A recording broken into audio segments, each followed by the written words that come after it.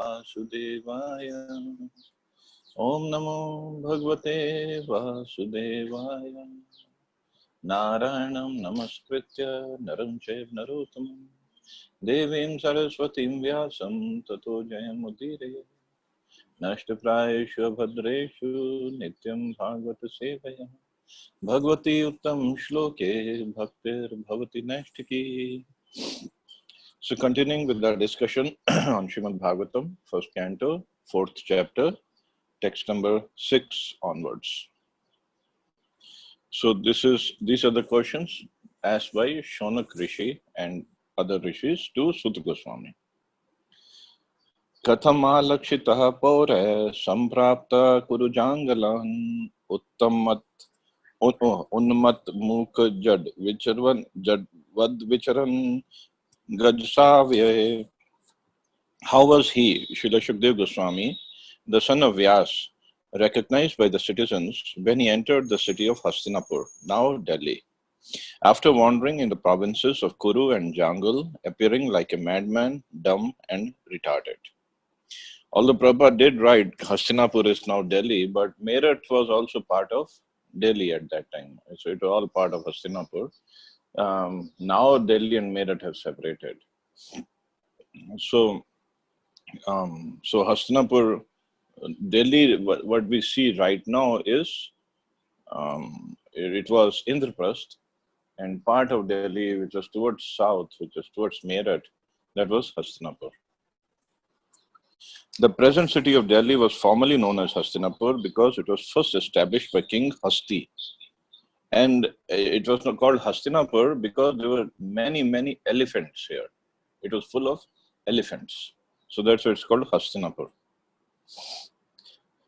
Goswami Shukdev, after leaving his paternal home, was roaming like a madman, and therefore it was very difficult for the citizens to recognize him in his exalted position. The wonderful line Prabhupada writes afterwards, a sage is not therefore recognized by sight, but by hearing. One should approach a sadhu or a great sage not to see him, but to hear him. If one is not prepared to hear the words of a sadhu, there is no profit. So this is the way to recognize a sage or a sadhu or a devotee, is by hearing him, not how nice dhoti kurta he's wearing and how nice tilak he's put on and wonderful shikha he has and kanthimala is very perfect. No. It's by hearing him. What is he speaking? What's his consciousness like? So this is how we recognize a sage or a sadhu. Shukdev Goswami was a sadhu who could speak on the transcendental activities of the Lord. He did not satisfy the whims of ordinary citizens. He was recognized when he spoke on the subject of Bhagavatam, and he never attempted jugglery like a magician.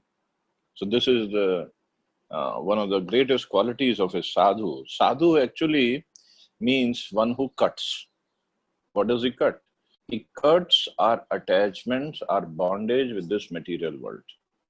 And how does he cut? He cuts by his words, by his instructions. So if a sadhu is not cutting our attachment with this material world, he is not a sadhu.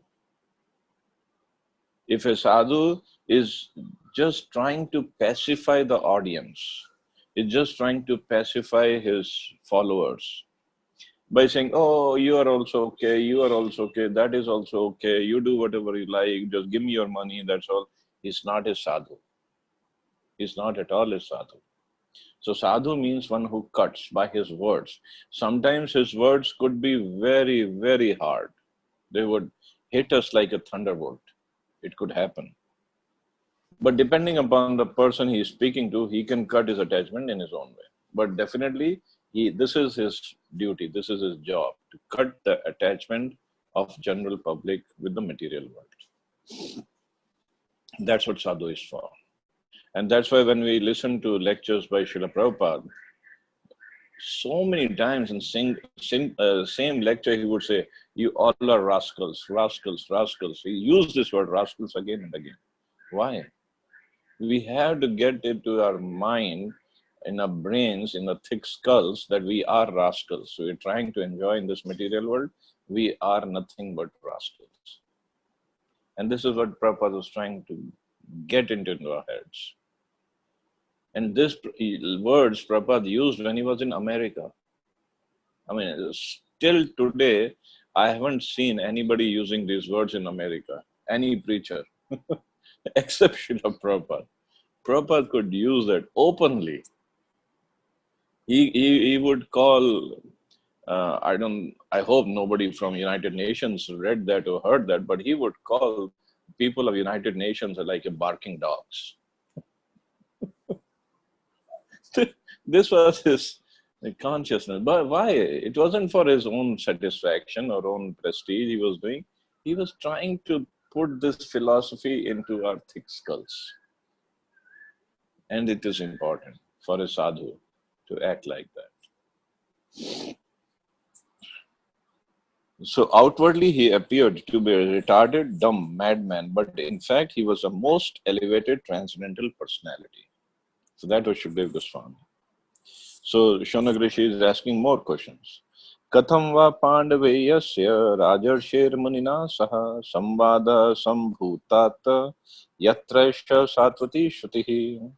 How did it so happen that King Parikshit met this great sage, making it possible for this great transcendental essence of the Vedas, Bhagavatam, to be sung to him? So again, all these questions were asked, and then Suta Goswami will answer, or Shukdev Goswami will answer, and then the new stories will start, and again further new questions will come up. So new stories will start. This is our whole Bhagavatam goes on. Srimad Bhagavatam is stated here as the essence of the Vedas. It is not an imaginary story as it is sometimes considered by unauthorized men. It's also called Shuk Samhita, or the Vedic hymn spoken by Srila Shukdev Goswami, the great liberated sage. Sa godohan matram hi griheshu grihimedinam avekshate mahabhagas tirthim tirthi kurvan stadashrayam. He, Shukdev Goswami, was accustomed to stay at the door of a householder only long enough for a cow to be milked. And he did this just to sanctify the residence. So this was the quality of Shukdev Goswami, that he would not stay at any place for more than half an hour. And that too, he would go to the residence of householder to beg for alms, but for as long as it takes for them to milk a cow. That's it. If the person wants to give the donation, give the alms, fine. Otherwise, he wouldn't leave. This was his standard.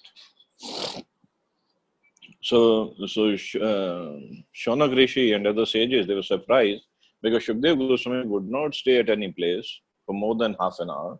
How come he sat here and spoke the whole Bhagavatam for 7 days without moving from this place? Shukdev Goswami met Emperor Parikshit and explained the text of Srimad Bhagavatam. He was not accustomed to stay at any householder's residence for more than half an hour at the time of milking the cow. And he would just take the alms from the fortunate householder. And the idea behind him going to this householder's house was to sanctify the residence by his presence, by his words. That was to sanctify the residence by his auspicious presence. Therefore, Shukdev Goswami is an ideal preacher established in transcendental position. From his activities, those who are in the renounced order of life and dedicated to the mission of preaching the message of Godhead should learn that they have no business with householders, save and except to enlighten them in transcendental knowledge. So this is the job of sannyasis. This is the job of people who are in the renounced order, that they have no business with the householders except to engage them in bhakti or enlighten them with transcendental knowledge. That's all. Such asking for alms from the householder should be for the purpose of sanctifying his home and actually sanctifying his income also. One who is in the renounced order of light should not be allured by the glamour of the householder's worldly possessions and thus become subservient to worldly men. So renounced order of life, actually it's not easy. It's very tough. And Prabhupada, like here, is writing that sannyasi should not get enamored by the worldly possessions of the householders. Because sannyasis, they live in a hut, hardly have anything, maybe 2 or 3 sets of clothes, no possessions, nothing. And householders, obviously, to live in a house, you need lots of things, lots of possessions you have to have. So sannyasi should not get enamored, and the Prabhupada thus becomes subservient to the worldly men, because then he would be asking for, give me this, give me that, give me that. So this is not the job of a sannyasi. But at the same time, if we are householders, we should not try to live like sannyasis. Every ashram has its own limitations. So we can live simply, but that doesn't mean we have nothing, no possessions, nothing in our house. We cannot live like a sannyasi. We cannot imitate the other ashrams. So whatever ashram we are in, we should respect that and try to live simply, simple living and high thinking. But at the same time, we have to perform the duties of a householder also. For one who is in the renounced order of life, this is much more dangerous than drinking poison and committing suicide. So this is more dangerous. This matlab, being lured or being enamored by the worldly possessions of householders and then asking them for more and more and more and more. This is more dangerous than drinking poison and committing suicide. So this was a standard actually exhibited by Chaitanya Mahaprabhu. When he was in Jagannath Puri, the king of Puri, Maharaj Pratap Rudra, he tried to get a meeting fixed with Chaitanya Mahaprabhu. So many times he tried. Although he was such a big devotee and he was serving the Vaishnavas, but still Mahaprabhu would say, meeting a worldly man like King Pratap Rudra for a sannyasi like me is like for me to drink poison willingly. That was his standard. But finally, Mahaprabhu relented because so many Vaishnavas, Advaitacharya, Nityananda Prabhu, everybody, they asked Mahaprabhu to give mercy to Maharaj Pratap Rudra. And Maharaj Pratap Rudra had served Ramanand Rai and other devotees very nicely. He had served humbly. And then Maharaj Pratap Rudra, he took a humble position and he swept the road with the broom when Lord Jagannath's chariot was going to pass on that road. So Mahaprabhu was very pleased by his humble attitude, service attitude. Then Mahaprabhu gave him his audience. But Mahaprabhu's standards were very high. Abhimanyu sutam suta prahur bhagvatottamam tasya janma mahashrayam karmani cha grinihi cha na. It is said that Maharaj Parikshit is a great first-class devotee of the Lord, and that his birth and activities are all wonderful. Please tell us about him. The birth of Maharaj Parikshit is wonderful because in the womb of his mother he was protected by the personality of Godhead, Shri Krishna. His activities are also wonderful because he chastised Kali, who was attempting to kill a cow. To kill cows means to end human civilization. Wonderful sentence Prabhupada has written. To kill cows means to end human civilization. So we should try to, if cannot protect cows ourselves, at least we should try to help those who are protecting cows, because that will keep the human civilizations going. He wanted to protect the cow from being killed by the great representative of sin. His death is also wonderful because he got previous notice of his death, which is wonderful for any mortal being. And thus, he prepared himself for passing away by sitting down on the bank of the Ganges and hearing the transcendental activities of the Lord. During all the days he heard Bhagavatam, he did not take food or drink, nor did he sleep a moment. So everything about him is wonderful and his activities are worth hearing attentively. So this is, in short, the wonderful qualities of Maharaj Parikshit. And Prabhupada saying, he got previous notice of his death, which is wonderful for any mortal being. Of course, he got the notice that he has only 7 days to live. Krishna's mercy, we also get some notices, not direct notice actually, but some notices we get that, okay, hair started to grow gray, hair started falling, teeth started falling, joints are aching, back is not giving giving support anymore, the stomach is not working properly, digestion is not there. So these are notices given by Yamraj. The death is coming. Death is coming any day. It could be any day. But still, because of Maya, we make plans as if we are not going to die. Our plans are like 5-year plan, 10-year plan, 20-year plan. We have so many plans. This is what we do. We keep on making plans, plans, plans. But we don't know when my death is going to come, and all the plans will remain here and we'll go somewhere else. Of course, making plans are good. I'm not saying life should be without any plans. But we should also plan to how am I going to see the Lord? If I'm going to approach the Lord after when I leave this body, or still more planning will go on.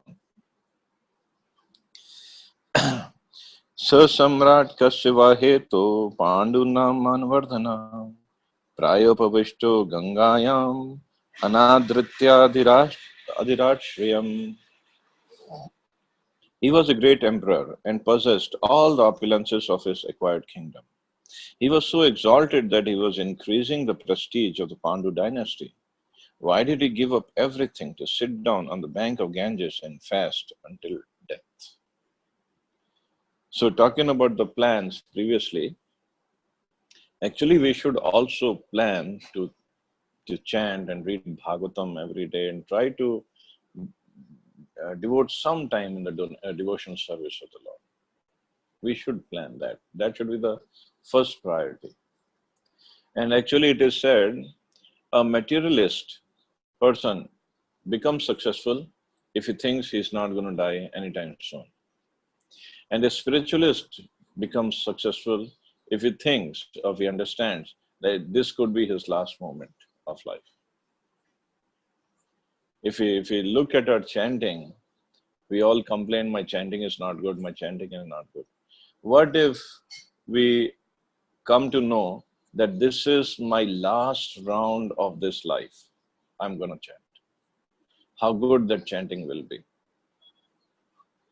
Suppose when we fly from one place to another, and there is a great turbulence in the sky, and the plane is all shaking up, and if somebody has chanted at that time, that's definitely his best chanting. Because that time nothing else will protect. Not even Bhagavatam will come in our mind. Only chanting. So chanting has to be up to of that standard that this could be my last round. And it might very well be. We never know. We just don't know.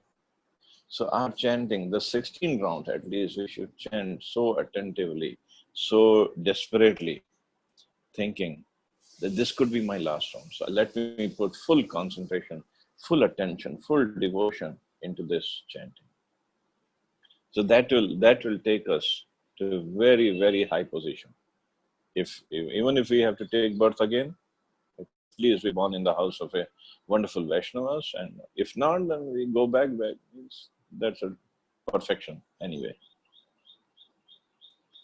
So similarly, when we read Bhagavatam, even if we read 2 or 3 purports, 4 purports every day, we should read attentively, try to understand, try to imbibe the message that Prabhupada has given in these wonderful purports. So next question by sages was, he was a great emperor and possessed all the opulences of his acquired kingdom. He was so exalted that he was increasing the prestige of the Pandu dynasty. Why did he give up everything to sit down on the bank of the Ganges and fast until death? So the sages could not understand that. He was so rich. He had such a big kingdom. Why he did that? Maharaj Parikshit was the emperor of the world and all the seas and oceans. And he did not have to take the trouble to acquire such a kingdom by his own effort. He inherited from his grandfathers, Maharaj Yudhishthir and brothers. Besides that, he was doing well in the administration. So he was the emperor of the whole world. This is the position of Maharaj Parikshit. I mean, we're not even emperors. We're just uh, so-called proprietors on some pages in the government that we have this 200-yard plot in our name and a little house on that, and we think we are somebody very big. And Maharaj Parikshit, look at him. He was emperor of the whole world and all the seas and the oceans and the properties and all the wealth inside all the oceans. He was doing well in the administration and was worthy of the good names of his forefathers. Consequently, there was nothing undesirable in his opulence and administration. Then why should he give up all these favorable circumstances and sit down on the bank of Ganges, fasting till death? This is astonishing, and therefore all were eager to know the cause. Maharaj Parikshit was ready to give up everything. He gave up everything just to sit down and fast till death and listen to Bhagavatam. We have little property, little some money, something we have, and we are not ready to give it up. We want to hold it on till death. Just like this, till death do us apart. So this is how we are clinging on to our property and assets till death do us apart. No, we should be ready to give it up. And death is going to take it away anyway. In fact, again and again, this point of death is coming. What is death? Actually, philosophically speaking, and thinking about what is death? Death, as we know of, when the soul leaves the body. Basically, that's it. This is death.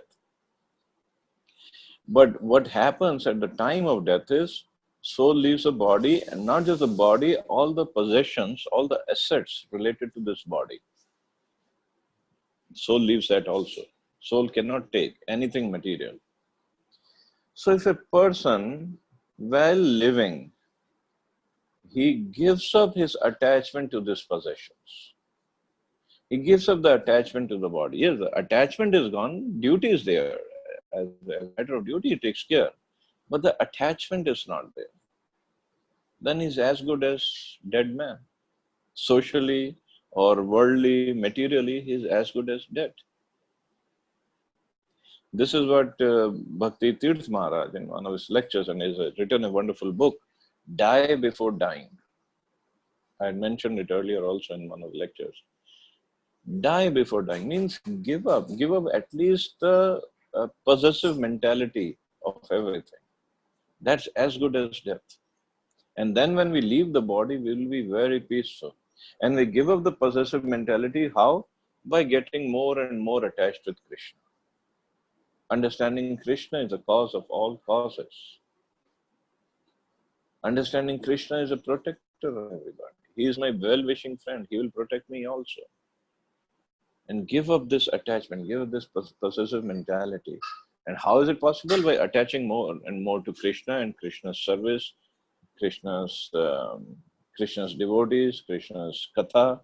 We get more and more attached there, then we automatically, socially, we are dead. As a matter of duty, as a matter of responsibility, we do that. Just like Bharat Maharaj, we are hearing about Ram Katha. So Bharat Maharaj, although he was brother of Ram, and he could have had the whole kingdom, but he served the kingdom as a representative of Ram. He had no attachment to the kingdom. For 14 years, he took care of the kingdom, but as a servant. It's not mine, it's Krishna's, it's Ram's. I'm just a servant. He had no attachment at all. So all these pastimes, they should be a source of inspiration for us. That we should try to become like that. We cannot imitate them, obviously not, but at least we should try. Slowly we should try. Because physically speaking, death time means it will, Krishna says, Mrityu sarva haraschaham. At the time of death, I take away everything. Whatever we have gathered, whatever we have acquired in this lifetime, Krishna takes away every single thing. Not even a single needle we can take with us to the next life, to the next body. Only thing that goes with us is whatever karmas we have done. Pious, impious karmas, and whatever bhakti we have performed, whatever spiritual activities we have performed. That's all goes with us. So we have to be ready to face the wonderful or scary jaws of death. For devotee, it's very wonderful. For it, it is said, just like a cat, when the cat captures a rat with her mouth, for the rat, it's like the jaws of death. But the same cat, when she captures a kitten, her kitten is the same mouth. The kitten is sitting very comfortably, very happily in the same mouth, same jaws of the cat. Kitten is very happy there, very comfortable. Because he knows this is my mother. She's not going to hurt me. But for rat, this is the end. So similarly, for devotees, whoever comes, whether it's Yamduta who comes, whether it's Devduta, or if Vishnu Duta comes, that is wonderful anyway. But for them, it's like, okay, we are leaving this body, we go to another body and we start serving again. No problem. But for the materialists, for the karmis, they are so attached to everything, all the possessions they have. First of all, they don't want to leave those possessions. The secondly, Yamdutas are not very good-looking people who have come to take them away, and they start beating him up. And then thirdly, they don't know where would they be going next. So all are causes of misery, all are causes of big suffering for materialists when they leave the body. So that's where everybody is scared of death. That's why nobody wants to die. Nobody. Even if somebody is very sick in the hospital, still if you ask him, okay, why don't you die? We remove all your life support, die. No, I don't want to die. Until the body becomes so useless, so like can't even live in it any longer, can't enjoy all these senses any longer, all the relatives are given up on you, then the person is, okay, now I think I should die. But even then, if he has any glimmer of hope, he will say, no, let me live for another day, another week, another month, another year, or whatever. But that's a different. Devotees, they're not at all attached. Okay, I leave this body, I go to next body and I take up my services again. That's all. So this is really die before dying. That's what we have to practice. Oh, it's already 9 a.m. So I guess I took up the wrong topic at so early in the morning. But what can I do? Bhagavatam is like that. So I hope you all have a wonderful day. Any questions or comments you can ask?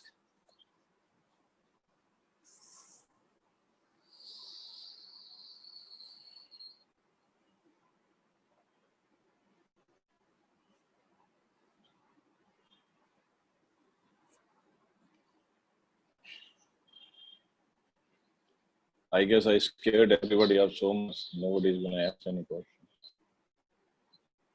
Hare Krishna Prabhuji. Hare Krishna. I just have one question, Prabhuji. They say that at the time of death, the pain is so much and that it is equivalent to about 40,000 scorpions and stinging at the same time. Now, does it happen in the case of devotee also? No. The devotee is spared. The pain is there.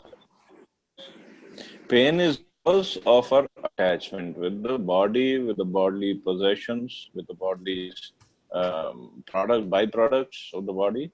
That's why the pain is there, because we don't want to leave them. But devotee is already unattached, detached, so he doesn't mind.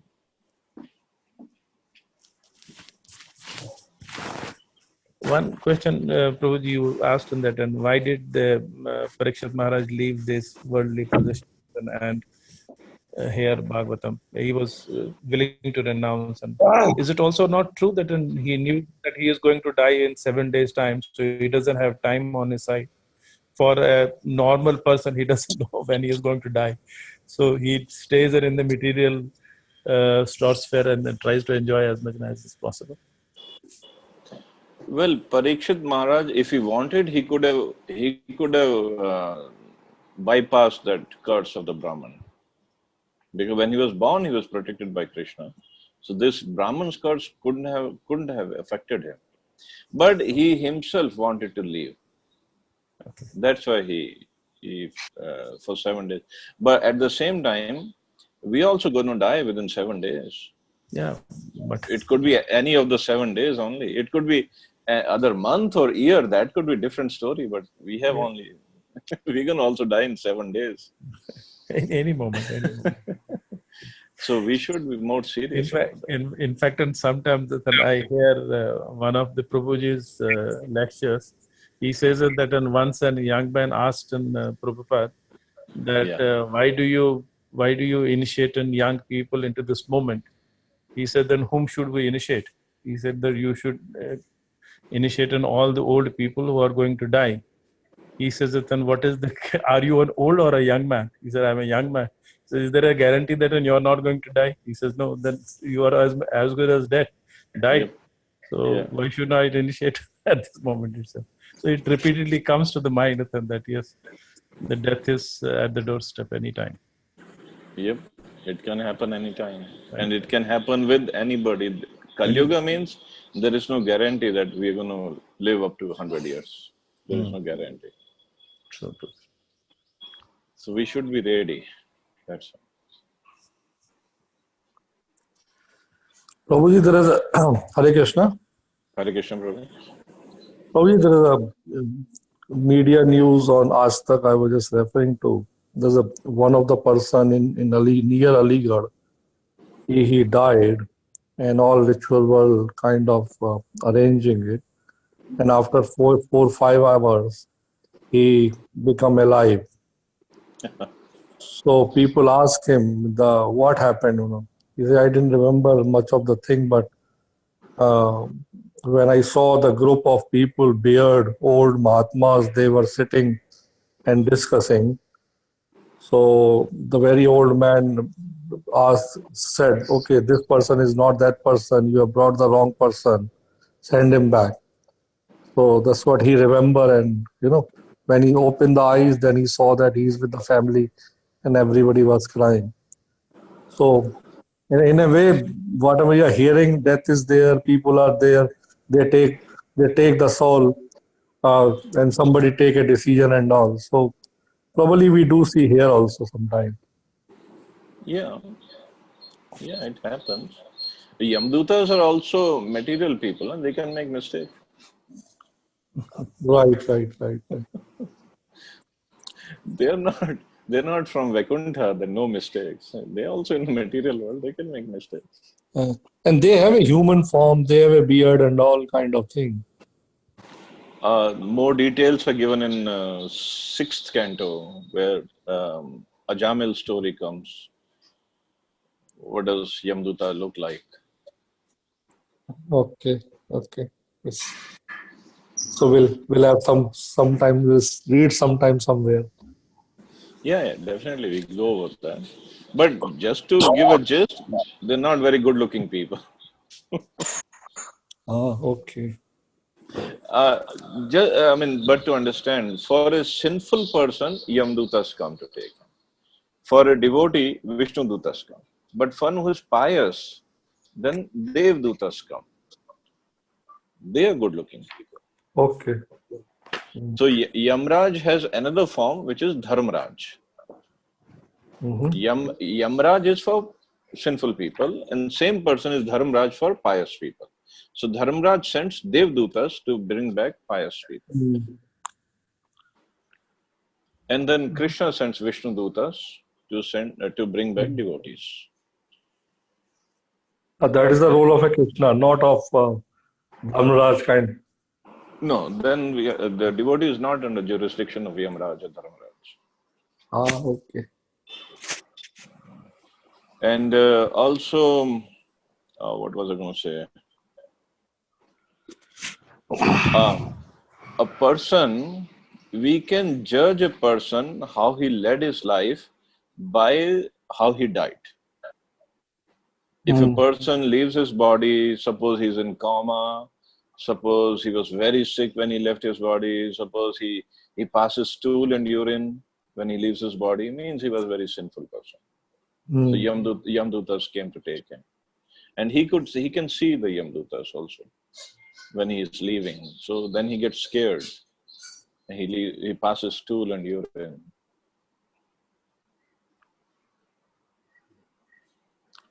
Right, Prabhuji. So Prabhuji, anyway, we are not here to judge anybody, but we have to see where we are going. That's more important. Yes, Vinay Prabhu, sorry. Prabhuji, Hare Krishna. Hare So Krishna. I was just listening very carefully. There's one point which you have mentioned, that like the devotees, they don't have to lamentate while leaving this body, because they know, like, if they go back, they in the next form, in the next, when they get another life, they still serve Krishna. But isn't that a risky business? Because it should be, we have to ensure that within this life we should get that high level of Krishna consciousness, so that we don't take that risk of the next janma and again, because you never know which, where you will born, how you will be raised, and the karma will be behind you. So you might not, it will be risky that in the next life you won't be able to attend what you are attending in this life of heightened level of Krishna consciousness. Uh, True, one should try. But as I said, either he goes back to spiritual world or he takes birth in a Vaishnava family. So best is, yes, to finish off the business here. But even if somebody is not able to, and he leaves the body, so at least he's happy, he's satisfied that he'll take birth in a Vaishnava family, start the process again. It is risky business, as you said, true. And whether we will get the wonderful association of Radha Krishna Prabhu or other devotees on this forum or not again. So that is risk. So better to finish off the process this lifetime. It's better. But even if it cannot happen, because bhakti is not a process of one lifetime, so at least we are assured that we can take up the process again wherever we go. And moreover, whatever then Guru or Prabhupada wants, if Prabhupada says, no, you stay here and preach, well, what do? We preach. Thank you, Prabhu. Thank you, Prabhu. Hare Krishna Guruji. Hare Krishna, beta. Guruji, I have a question. What is in old age? At what time old age comes? Well, this is why I like the English language when they say 1 year old, 2 year old, 3 year old. So from 1 year, the child is old.